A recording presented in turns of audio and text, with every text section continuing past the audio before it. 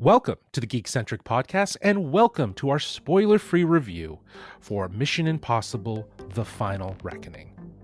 I need you to trust me one last time.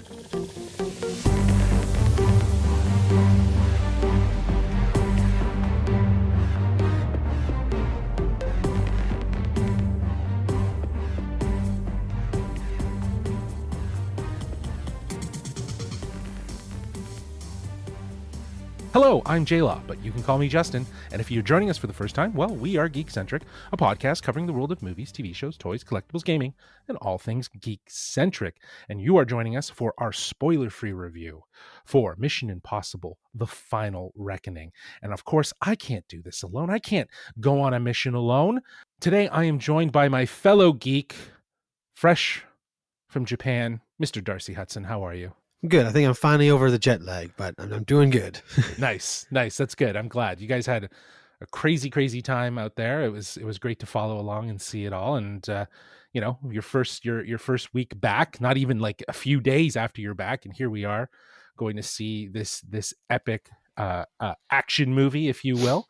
I believe you were with us when we saw the last one. Yes. Going into this film, as we sort of get ready to talk about this film, what were your anticipations? What were your hopes, if you will? Well, again, that movie definitely felt like a part one, so I was hoping to a satisfying conclusion to that story, as well as just the story of Mission Impossible overall. It seemed like this was kind of the final reckoning, kind of makes it sound like it's the final film. So I was hoping for a satisfying end, which I guess we got in some ways. In other ways, you can see why it needed to end, I think. For sure. I think, again, as we will talk about it, already there's early reactions that are out. This is, this review is dropping upon embargo lift. I think there's going to be a bit of a mix bag of thoughts in and around what everyone is taking away from this film and what everyone enjoyed. But let's get into it. Before we start talking about the film, let me get our listeners up to date on what we are talking about. Mission Impossible: The Final Reckoning follows Ethan Hunt and the IMF team as they continue their search for the terrifying AI known as the Entity, which has infiltrated intelligent networks all over the globe, with the world's government and a mysterious ghost from Ethan's past on their trail. Joined by new allies and armed with the means to shut the Entity down for good, Hunt is on the race against time to prevent the world as we know it from changing forever. This film, of course, stars Tom Cruise, Haley Atwell, Vig Rhames, Simon Pegg, Issa Morales, Pom Klementieff, Henry Czerny, Holt McCallney, Janet McTeer, Nick Offerman, Hannah Waddingham, Tremel Tillman, Angela Bassett, Shea Wingham, Greg Tarzan Davis, Charles Parnell, Mark Gatiss, Rolf Saxon, and Lucy Tulgarczyk. I apologize if I've mispronounced any of those names. The film is directed by Chris McQuarrie, who directed the last few Mission Impossibles, including Mission Impossible: The Dead Reckoning. Mission Impossible: Final Reckoning hits theaters May 23rd. A huge thanks to our friends at Paramount Pictures Canada and Paramount Pictures for inviting us out early to see the film for review. As always, we are going to be talking about this film in the capacity of its look and feel, the performances, and the overall story. So let's start with the look and feel, which I think is probably again some of the more positive parts of this film. Darcy, how did you feel about the vibe of this film? I mean, again, in every Mission Impossible movie, you're guaranteed to get some fantastic action scenes and choreography within those scenes, which is what we got again with this one, where there is, again, all the missions felt very real and there was a stakes to them and stuff like that while you're going through it, and the suspense was very felt. And yeah, again, that's what you expect from this franchise after so long. So that was definitely one of the positives for this movie.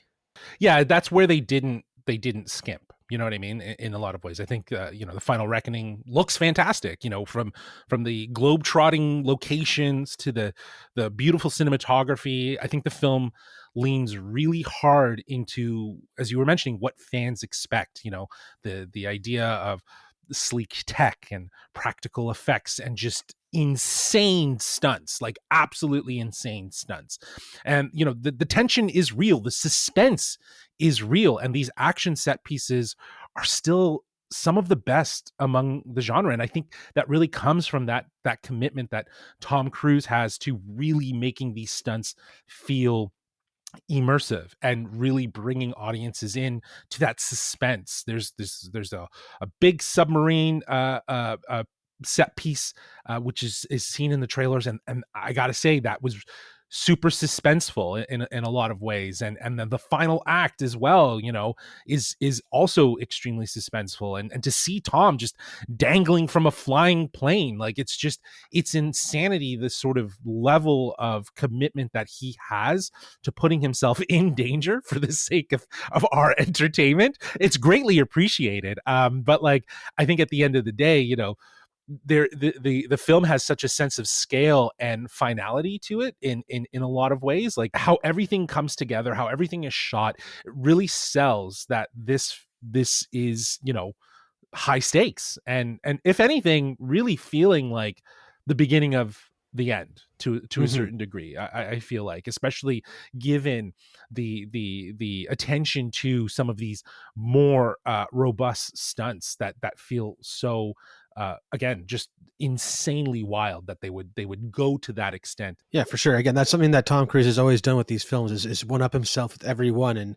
And after Dead Reckoning, it was like, where was he going next? And we see where he goes next in this film with just the dedication again to making these stunts fit the tone of the movie and fit the story, which in some cases works, in some cases doesn't work for it. But again, the set pieces are incredible and are going to be talked about for years to come because of the dedication to them. So Mm-hmm. it's really exciting to see those again on the big screen. Yeah, and honestly, you have to see this on the big screen.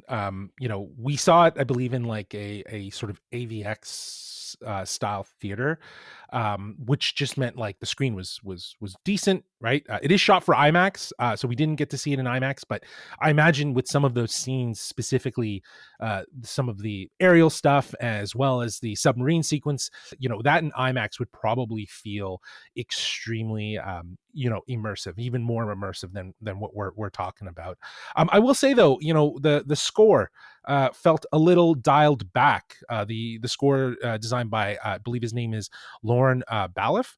um yeah, I was surprised at how much of a back seat the music kind of took, to a certain degree. And I think that the I'm not sure what the reason was behind that, but it was something I did notice. And again, maybe it is something upon second watch I might notice again, but it did feel like the music wasn't necessarily as prevalent. There's actually like a whole sequence where there's just no music at all, and it's just like really ambient sound, and it's this it's the submarine sequence where there's just a lot of breathing and there's just a lot of ambient sound of the space and stuff like that. So a lot of that might have felt more purposeful, and part of the reason why they decided to scale back the music, but it was something that I noticed. Well, it's again with this franchise, you expect the music to be driving along with the suspense of these action scenes. Usually, these big numbers we remember from Mission Impossible are always during the climax of the movie when it's coming down to the wire type thing, and the pressure's really building. And Hmm. when you don't take that away from the movie, it makes these stunts stand on their own, which I totally get. But Yes. it's also leaves you wanting. That's it kind of felt like it was empty, like almost there were parts where there should have been more music,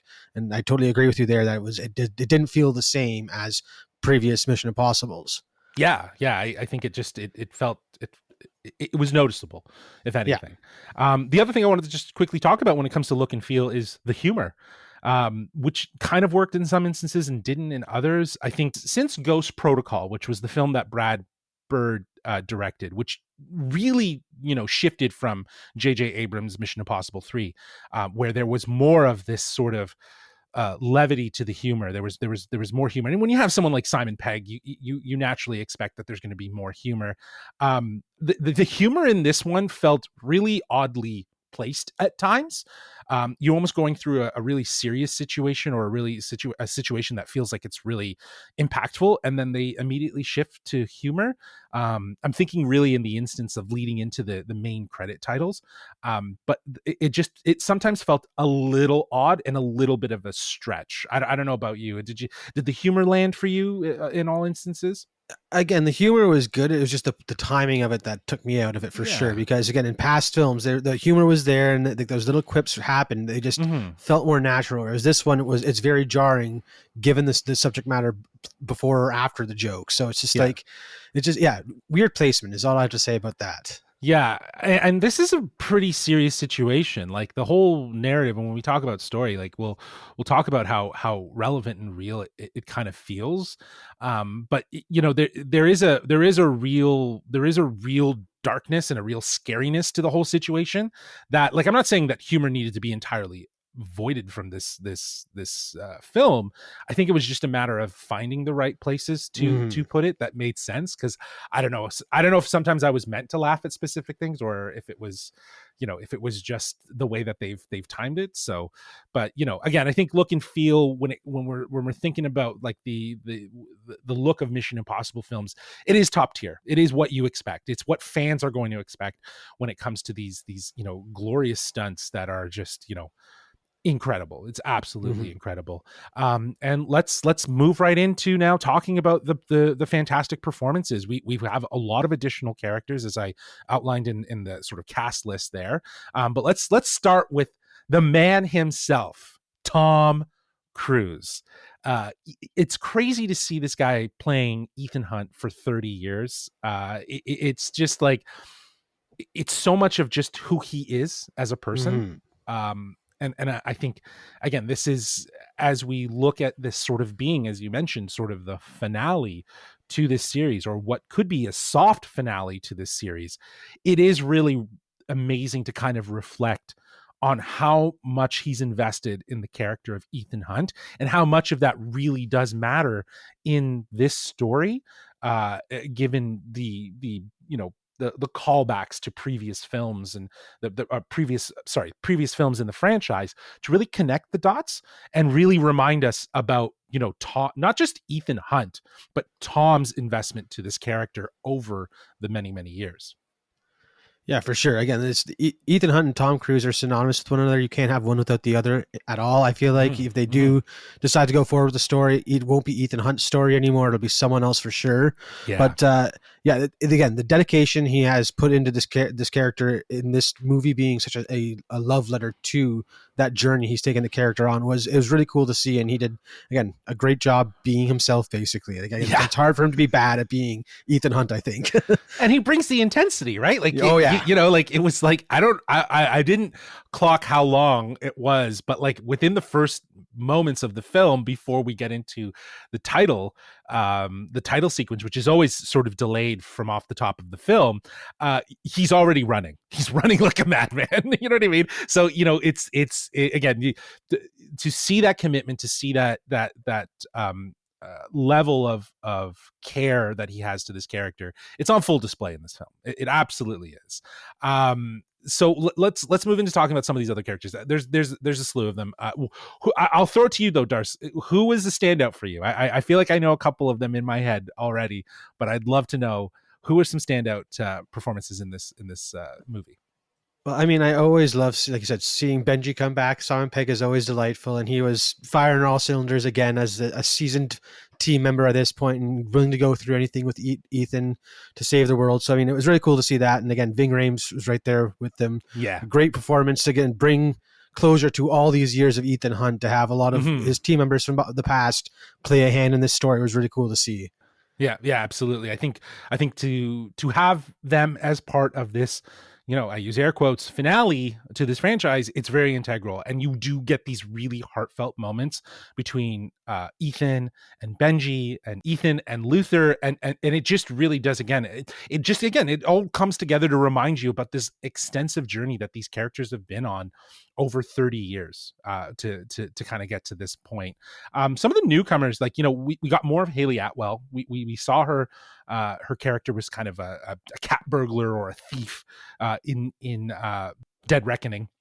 Here now she is fully embraced the I guess the espionage vibes that she's been hired by, because I believe, as they mention here, she is now working for Kittredge, and following his orders. And I think, again, to see her kind of back in action, she's so delightful, and she's so charming, right? Like, Hmm. she's such a breath of fresh air in this franchise. I didn't really understand her relationship with Ethan and what that really looked like, if it was more of an admiration and respect, or if there was something more like underlining. It did feel like at times there would be, Hmm. but I will say it's nice that they didn't lean too hard into that romantic side, but they left it there as sort of a it's on the table kind of thing. Hmm. It's something that could be explored or that might happen, but it's hard to really kind of pinpoint exactly what their relationship was. I think again, she has a lot of respect for Yeah. Ethan and admires him.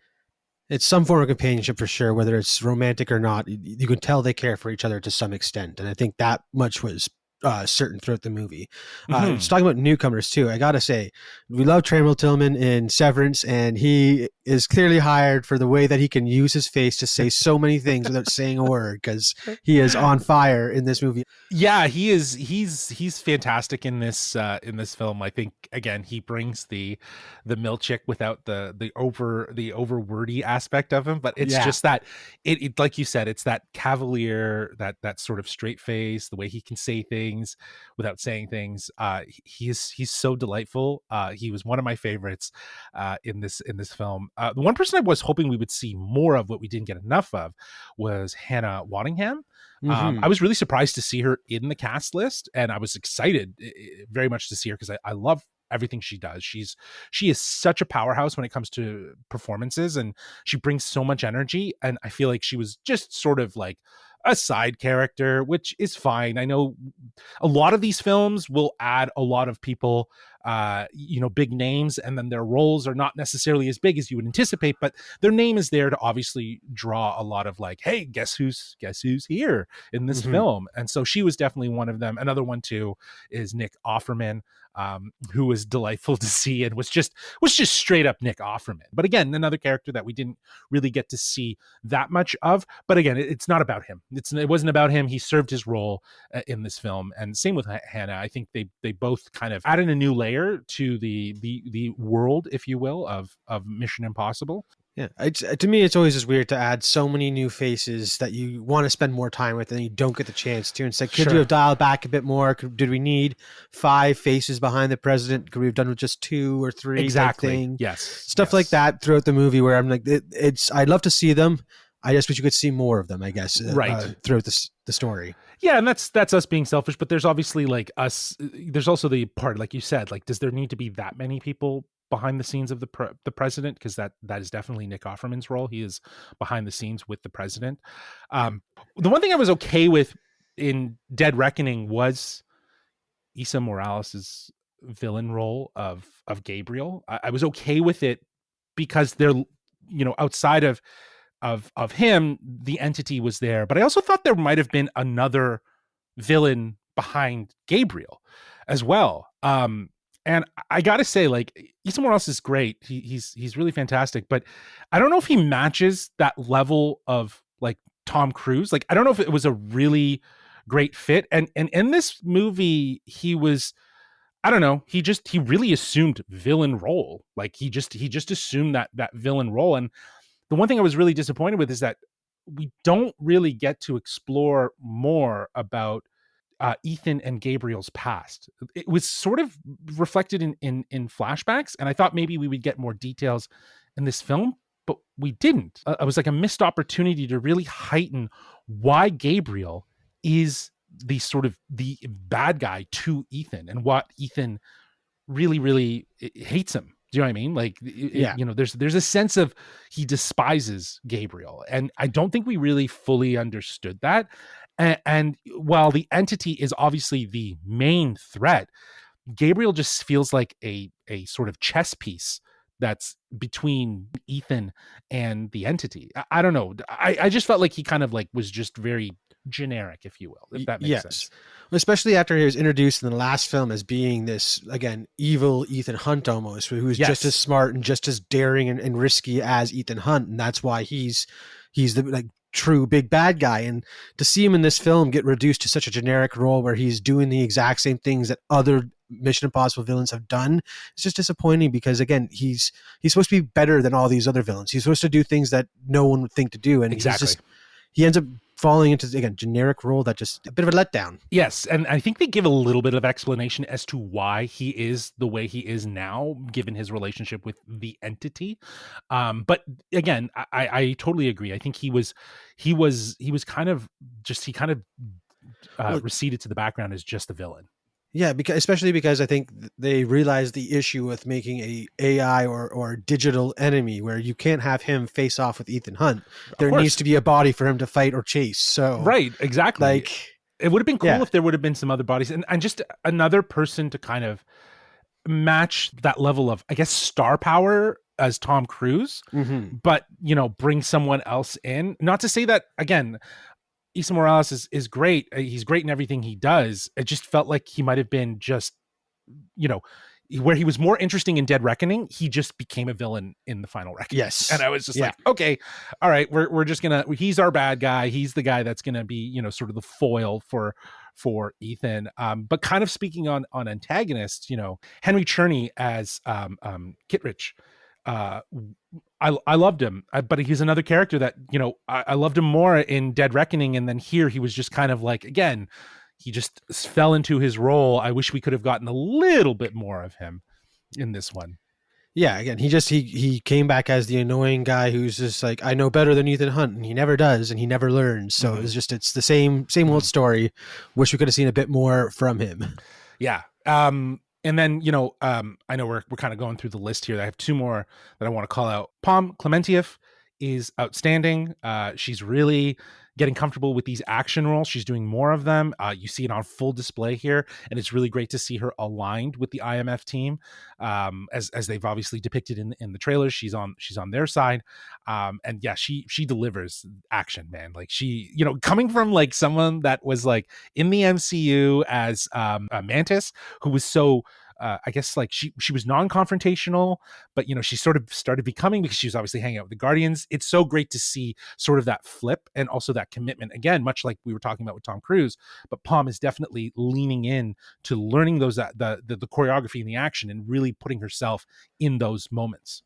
It's again, you could tell with the action that she cares about it and is learning these fight sequences because they feel very real. And again, she brings humor to these fights because of the way that she handles the situation, which is always fun to see in these Mission Impossible movies. Like the fights are always fun because they're not so generic. They have fun with it and reinvent what a fight scene is. So she's Yes. again throwing the punches just as good as Tom is in this one. Yeah, for sure. And my last two call outs for cast, I think you might know who it is. It's Rolf Saxon and his wife, who's played by Lucy Tulujarju, an Inuit actress. It is so delightful to see Rolf come back, and from Mission Impossible 1 be the exact same character in a whole new situation. What that situation is, we won't spoil, but it's really great to see him come back.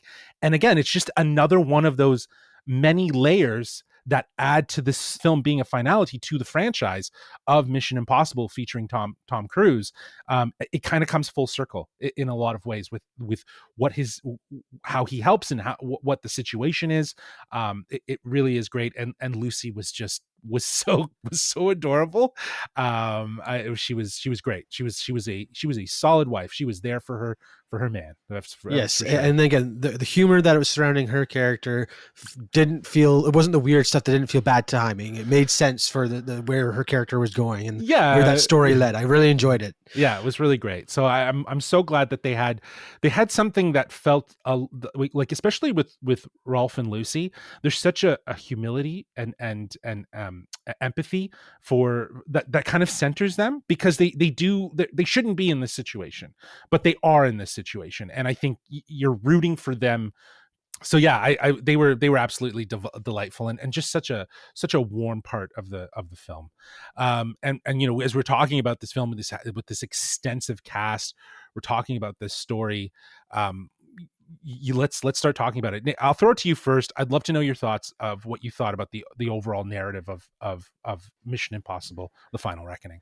Yeah, I mean, again, this is where I think the movie kind of started suffering for me was the between or the exposition heavy lead ups in between these big missions. They felt like they dragged so much and they had to explain everything to us because it is such a like you need to know what's going on to enjoy the movie. But just the story and the way they handle the dialogue just felt so long and tedious at times, and it Mhm.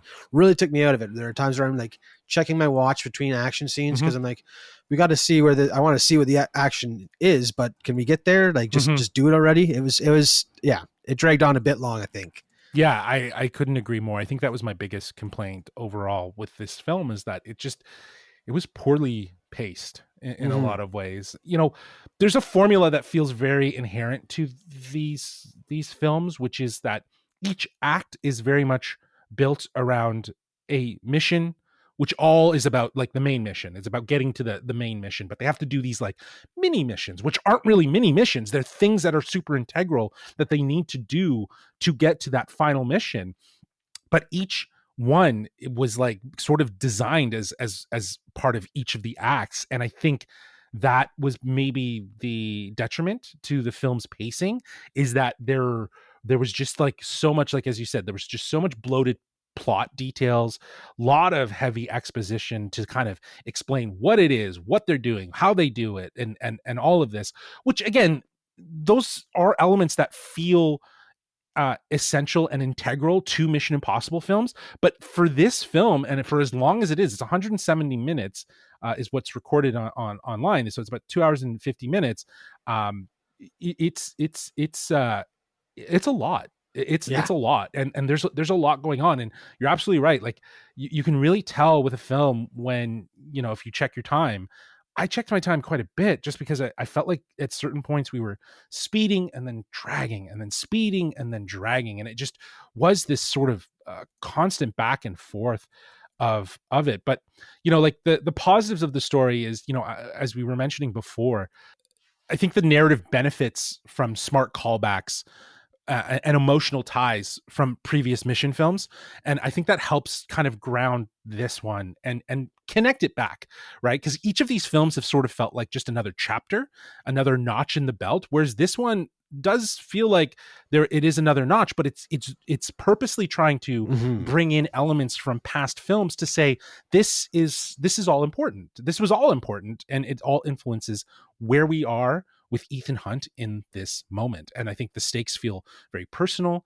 And I think that's a win. That's a huge win in a lot of ways. But like we were saying, the pacing is just, it's so uneven. It just drags and sometimes rushes. And I think the overall structure, it's leaning on a formula that is starting to show its age, if you will, or it's starting to show its cracks in a lot of ways. I think this is where the I've seen online some reactions, and I think we talked about it as well, compared this to a Fast and Furious film, in that Fast and Furious also has a specific formula, but over time that formula has kind of shown its age, or it's sort of getting stale. And I think here, after so many films that have kind of played with the mission formula, the Mission Impossible formula, there this is where it feels so heavily obvious, where it's like, okay, this needs to happen now, this is going to happen, okay, this is going to happen, and now we're just dealing with more time, though, like more time in between, more bloated plot, more exposition. And I think the film is as we said, it feels like this is the end. And I think that titling is in the isn't just marketing, it isn't just like called The Final Reckoning. This feels like it is the final, and I feel like in a lot of ways they've earned that. And I think this might be the last mission of this, if or not. It just it treats the story in a way that feels like it is the end for these characters and this group of characters. Yeah, for sure. And I think one of the biggest, realizations I've come to after watching this movie is the fact that there's never been a direct sequel in the Mission Impossible franchise. It's always a Correct. loose sequel where it picks up maybe the same team, but it's never following a storyline that is established Correct. before. Yes. Whereas this one is picking up on the heels of a part one, and Mhm. it very much feels like a part two, that when a lot of the mystique and the magic of the Mission Impossible franchise is that intrigue that's happening throughout the movie and the mystery behind what's the final goal for the bad guy. What is the bad guy truly after? And with that having been laid out for us in that first movie, you take away some of the magic that is the driving force to keep you engaged in between those action scenes. And I think, again, this movie kind of suffers for that, unfortunately. Yeah, absolutely. I think that is where people are going to feel it. I again, based on the reactions that I'm seeing, some people don't really recognize that. Again, this is entertainment. This is Mhm. entertainment, and for entertainment's sake. But I've always talked about this on our podcasts about spectacle over narrative, and I do think that this is definitely pushing spectacle and really filling out all the details with you know narrative to help kind of, again, give emotional weight, but then also give justification as to why things need to happen, and also explain why things need to happen. It's just a lot to kind of gauge and move through. It felt a bit messy overall, but that said, it doesn't necessarily mean it's not an entertaining film. It's just something that became very apparent, especially like you said, watching something like The Dead Reckoning, which was like fantastic. Like I loved that film.